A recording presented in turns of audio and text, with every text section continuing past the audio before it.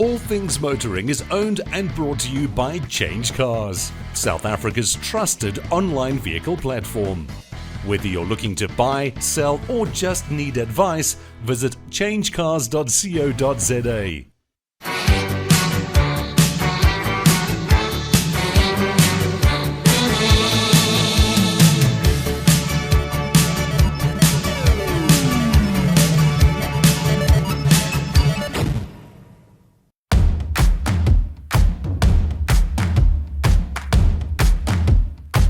Coming up this week on All Things Motoring,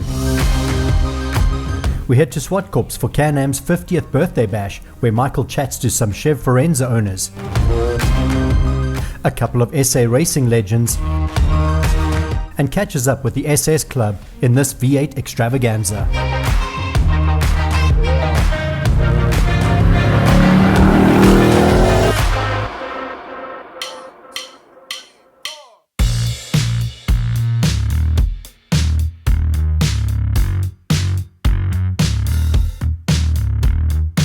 Today we had one of our absolute favorite venues, Zwartkops Raceway. As always, when you come here, the weather is perfect, but there's things that are even more perfect today. 50 years of Chev Firenza. When you say the name Chev Firenza, possibly a lot of people won't know about it, but bright place, sunny skies and rugby, plus Chev, this is it. If I say to you, if you saw Chev Firenza on the road, how many would you think are still left in South Africa? Honestly, I would have thought 1, 2, maybe 3. There's over 60 here today in immaculate condition. What a beautiful car. Produced in Port Elizabeth from the year 1970 to 1975. One of the few countries in the world that produced this beautiful machine. A lot of them today are modified. You've got the V8 racing version. They're on the track as we speak. Hearing them, seeing them, it's absolutely magnificent. An event like this doesn't just put itself together. Rudolf, you are 100% responsible for the fantastic day. Tell us what goes into putting a day like this together. A lot of work. A lot of hard work. A lot of hard work, yes. And yeah, there's no way that I could do it all by myself. If it wasn't for my wife and my friend Michael Barnard, it would have been totally impossible to do it. So yes, I'm very grateful for people like that in my life. And I am so grateful for everybody that went through the trouble to bring their cars and come and show it off here. Some people from Cape Town, some people from East London, Port Elizabeth. We are from Humansdorp, and this car behind me was built by a very dear friend of mine, Willie Hebburn. And we refined the car very well and developed the car. And I think I can go so far and to say, as far as we know, this is the fastest historic saloon car in the country at the moment. So yeah, we are very grateful and very pleased. There's probably a couple of you are thinking, Rudolf, jy weet niks, man. I'm sure it is the fastest, but there's always going to be somebody who says, nothing, man. Buy one at home is much quicker. But Rudolf, what is it about the CanAm for you that is such a turn on? Well, I was still little in 1974, 75. I was only 19 years old, 76. Only 2. Is that so? Okay. So there was a gentleman, Des Alley, and he drove the flag car that he bought from Delta, not directly, he bought it from Ray Emont, and he raced it very, very successfully. And the sound that car makes is insane. And I fell in love when I was 10 years old. So it's incredible. So that sound has always stuck with you? Yes. Fantastic. So what is very, very clear, everything about the CanAm, people who own them are passionate, and you can understand why. You listen to it, it sounds magnificent. You see it. In many ways, to me, this car looked ahead of its time. Those very narrow rear tail lights. What an incredible design. What did it feel like when you put the overall on, put the helmet on? What happened? What goes through your mind? Well, besides the adrenaline. Yes, well, it's just an amazing feeling. Obviously, there is nerves involved. There's no question about it. This is the first year that we really go to win a championship, but we want to go so far one driver, one car, 1 year to win 2 different championships. That's the HRSA, the Inland Pretoria Series, and then of course the Border Motorsport, the Coastal Series. So we are working in that direction. Well, Rudolph, I hope all your dreams come true. What you've put together here today, we felt very welcome.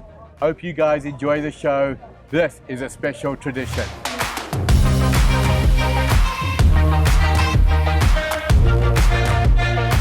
So often on the show I use the word iconic when referring to cars, but you can also refer to drivers iconic. But the better word is legends. When it comes to legends, there is no bigger name, in my opinion, in South African motorsport than Billy Eppen. Billy, it's a pleasure to speak to you. You've been racing for what, almost 10 years now? 55 years. 55 years. You see, I knew I got it wrong. I remember watching TV in the 80s, the 90s, the 2000s, the 2010s. When did you stop racing, Billy? Last year. I thought you were going to say to me, Mike, I haven't stopped. A racing driver never stops, even if it's in your sleep. Yeah. Tell us about some memorable moments in your career. My gosh, there's so many, it'll take I a love week. it. But, Give us your top 50. well, memorable moments is when I built the Opel record Yeah? for the Manufacturers Challenge. And Jeff Mortimer had the Chevy, and then Sarah was there, and Ian Schechter, and I won the championship. Amazing. And this is against all the biggest names in the sport at the time. If I ask you, your biggest competitor, and I'm sure there's many, it's not just one, but if you had to name one competitor that you could say, I wouldn't say feared, but you respected immensely, who would it be? I would say Sarah van der Merwe. He was an awesome driver. And I've watched movies of him racing in the 24-hour of the America, and to see him outbreak Andretti, Yeah. it was just too much for me. So you talk about the 24 hours. I remember the Creepy Crawley sponsored Porsche 956 winning the 24 hours. That was a very proud moment for South Africa, still today. Yes, I really enjoyed it, those few laps, and just a pity the car gave trouble, but we'll fix It's it. not the first time it's given trouble, or not the first time you've experienced car trouble, but really I'd like to say to you, on behalf of our viewers, people like yourself, Ben Morgenroot, Sarah van der Merwe, Jeff Mortimer, Mike O'Sullivan, who's a personal friend of mine, we thank you and we salute you, and may the younger generation continue to look up to you. Thank you very much. I appreciate the appreciation. After the break, we chat to a couple of Lumina owners from the SS Club.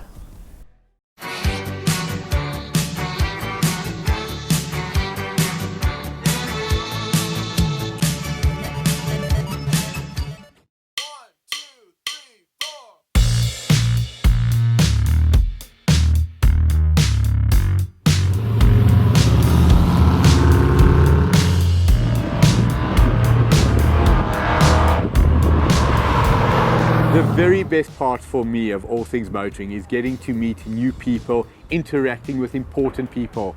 A couple of weeks ago, I'm playing around on the internet. I'm wanting to get more car clubs onto the All Things Motoring website. I come across a magazine called SA Car Clubs magazine. I email the gentleman, Nick Bierkes. I say, Nick, if you're keen to engage, please come back to me. It took all of 4 minutes. My phone rings, I've got Truecaller. Nick, you called me. Firstly, thank you for that.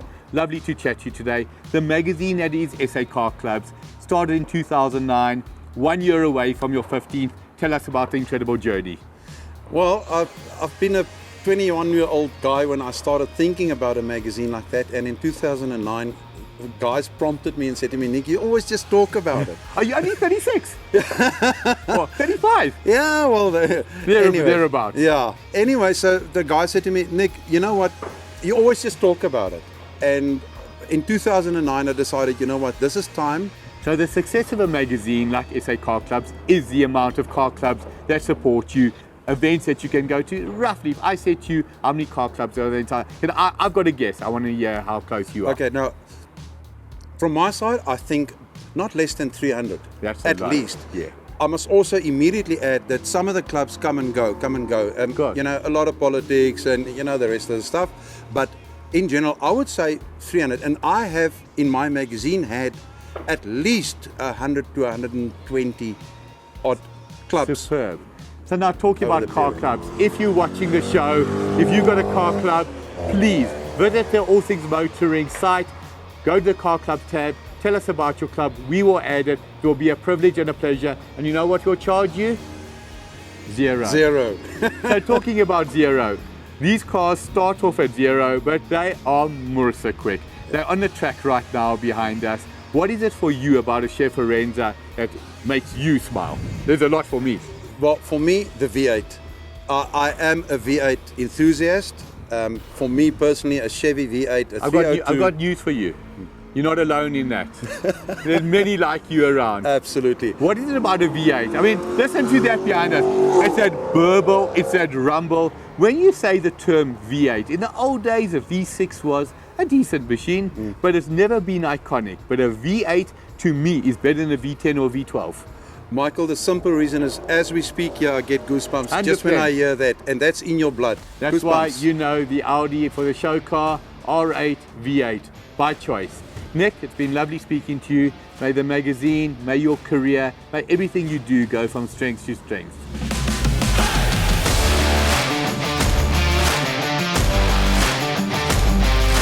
The best part of my day is when you get to talk to an owner of one of these magnificent machines. Today, I've got 3 in 1. I'm chatting with Ronnie. Ronnie, literally, you don't have one of them, you've got 3 of them. So I'm not going to ask you the question, do you like them? Because that's obvious. Yeah. Tell me about your favorite.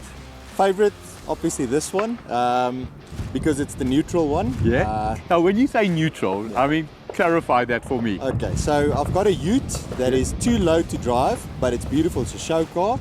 And I've got one that's very fast, it scares me, I shake when I get out of it, and this is the one that just makes me feel humble. Now the one that scares you say is very fast. Yeah. This thing is Mursa fast itself. What have we got in here? 6 litre? Yeah, so this is a 6 litre, we've done software on it and an exhaust system, that's it. 0 to 100 roughly? I haven't checked. But you've never lost a race? Well, it depends. Ferraris and that, yeah. Of course. Fellow competitors, SS. But you've got to ask yourself, what does a Ferrari cost versus this? Exactly, yeah. Now, the love for the Chev Lumina in South Africa in particular, where does it come from? Tell me the typical owner. And again, yourself? Yeah. So, personally, cubic inches, the sound of these motors at low revs, love it. You're either a turbo guy or you're a V8 guy. Of course. Definitely what I prefer. How will the Chev Lumina in an EV, electric vehicle, do? I think a thing will not sell not one. It doesn't have the sound, so I think it's not a good idea. Now, if I look at a 6 litre V8, leaves the factory, normally aspirated, you've got to assume that motor is completely unstressed. How much modifications can these things safely take? Yeah, so they can take a lot of pounding. Like you said, they come out of the factory very much detuned. So just doing minor changes to the upgrades, the software from a software perspective, gives you quite an edge over the other guys. So yeah. What's the next big one after this? The next big project is my Lexus V8 Bucky, which is called Mad Max. Right. I'd like to do a nitro kit on that one and then see where that goes. So that you're allowed to call a Bucky. A Chev Ute you're not allowed to call a Bucky, am I right? The odd guy will call it a Bucky, but what do you call it? It's frowned upon, I don't take offense. It's called a Ute, I don't mind calling it a Bucky. Ronnie, lovely chatting to you. Lovely to meet you. Thank you. Wishing you the very best. Much appreciated. Thank you. So when you've got something extra special, how do you make it more extra special? Grant is going to share with us this beauty behind us. Grant, tell us a little bit about it. So what I've done here is I took a 6 litre V8 Corvette LS2 motor and I brought it to a 6.2 litre. Because I had to strip the whole motor down and actually bore the motor and take it to engineering and put in high compression pistons, put in a racing crank, I decided to go a step further and actually gas flow the heads. Wow. Make the ports bigger, make the intake bigger, outtakes bigger. You got to get that hot air out. Of course. You got to get cold air in. Also done the mapping, so we've done a stage 2 mapping on it as well. And yes, kilowatt wise, she pushes out about 333 kilowatts, normal aspirated. Yeah. And you convert that to horsepower, she's pushing over out 400. 458 horsepower on the back wheels. Wow. Newton meters? 730 Newton meters at about 3,300 RPM. Now, if you take your strongest turbocharged, supercharged vehicles, 500, 600 Newton meters is massive. 700 is literally a telephone number. On the road to drive something like this? Sorry, Carefully. Check it the smile. Carefully. Carefully. No alcohol. No. Have you ever had any incidents with it? Today, actually, I did have a small incident. Coming down the N14 on the way down to the track, we had a blowout on the right-hand side on the tyre. Yeah, so... But now the fact that you're here talking to us, no damage to the car, that's testament to the inherent safety. Correct. What is it like having a blowout at 120, 130 in a car like this? First of all, if I can just say, you can't panic.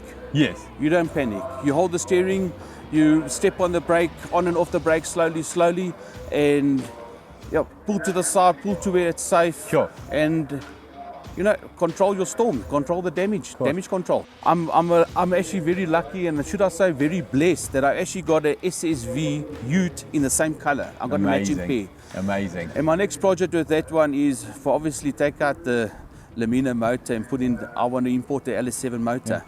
That puny, underperforming Lumina motor that so many of our viewers dream of. Yes. When does the project start? At the end of this year. Fantastic. Grant, thanks for chatting to us. We wish you well. We look forward to doing an interview on the new one. Pleasure.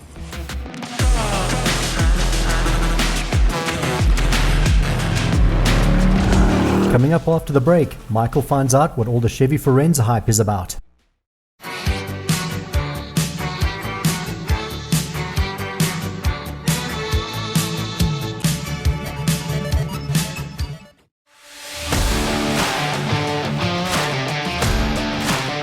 So behind me is a beautiful Chev Firenza that started life as a 4-cylinder. Wasn't good enough for you. Chatting with Fred V8.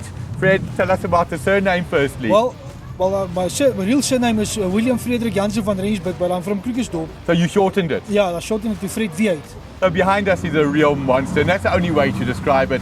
Tell us a little bit about his beauty. Well, he's got a nice 327 Chev engine in with camelets, aluminium sump, nicely done with a Chev Gatetrack fast-put gearbox, center force clutches and steel flywheel.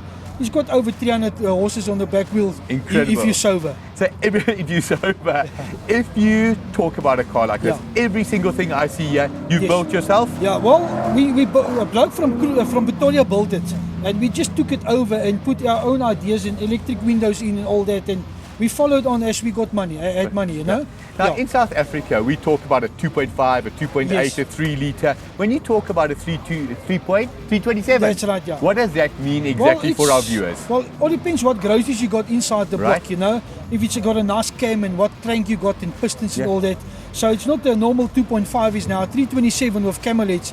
It's got nice power, it's a high rev motor as well, so you can fire with the distance. So now when you say high revving, what are we talking about? 6,000, 7,000? Well, yeah, you can get close to that, you know. It depends of what groceries you put in, you know. Now what resonates with me when you say we've got a passion for it? Yes. For all our viewers, that is what it's about. It's about passion. Anybody can do a job. It's the way you do it.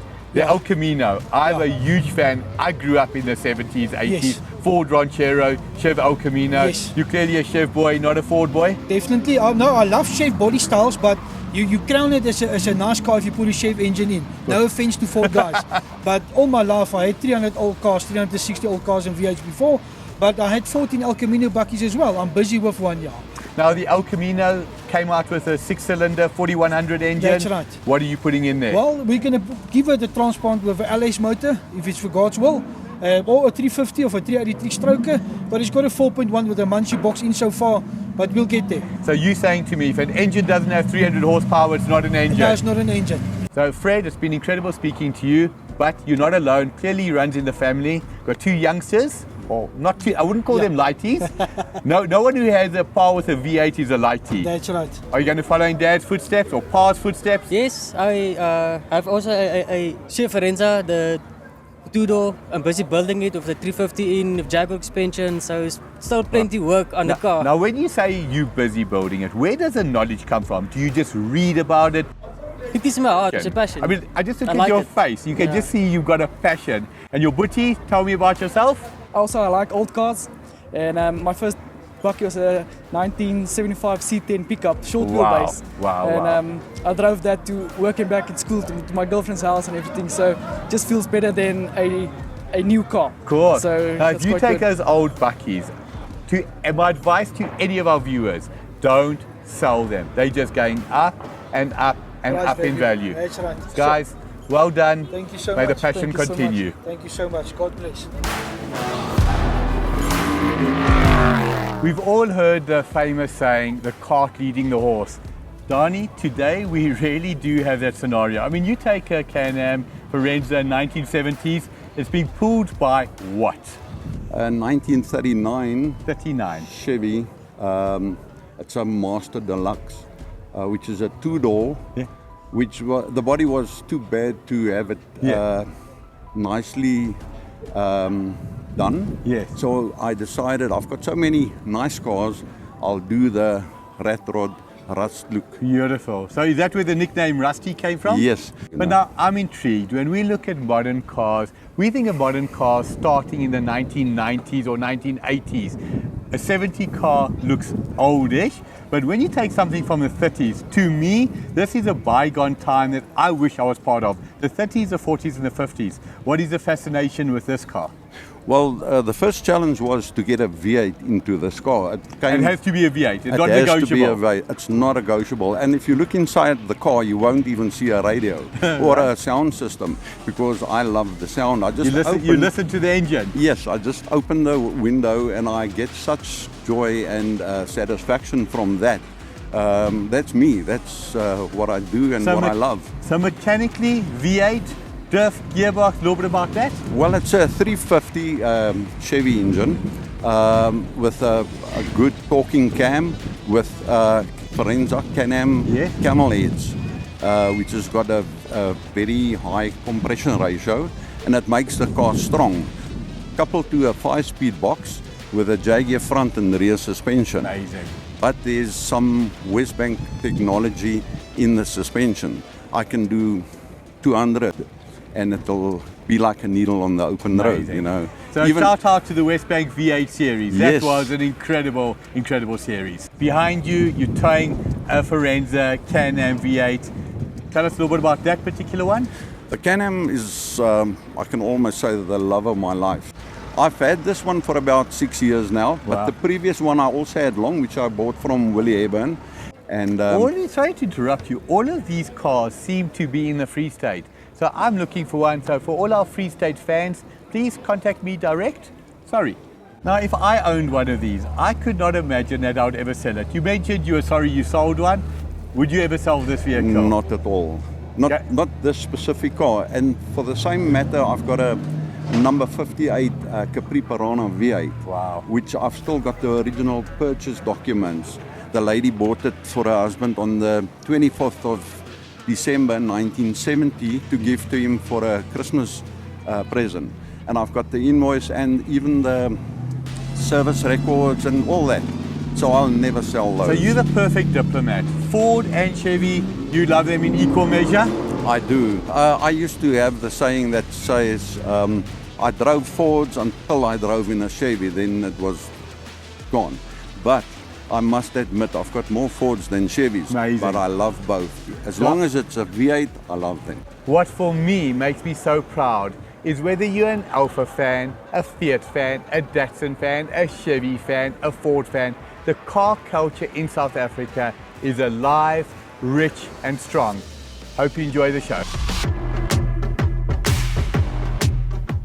Coming up next week on All Things Motoring, Ernest takes a very special Skyline for a drive. Michael goes on a night run. And Gugu gets some helpful advice when he takes his newish bike for a service.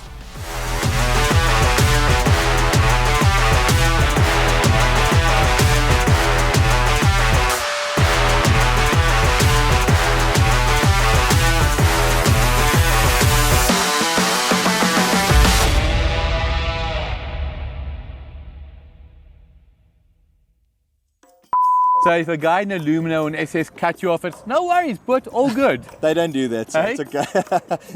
They're not BMW drivers. Exactly. And now we've officially lost all our fans of BMW. Jason, ID number, bank details. Bank balance, bro. This is the end of our show. What an episode we put together here today. Zwartkops Raceway, my phone ringing. Yeah, it was a great episode. Nick, The old saying, bigger is better. Is it true there's no substitute for cubic inches?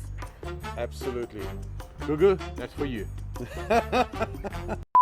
The All Things Motoring team now has a brand new podcast. If you're looking to know more about car finance, insurance or servicing, or if you're deciding whether to keep it or change cars, you'll find all the advice you need. Available now on YouTube or wherever you get your podcasts.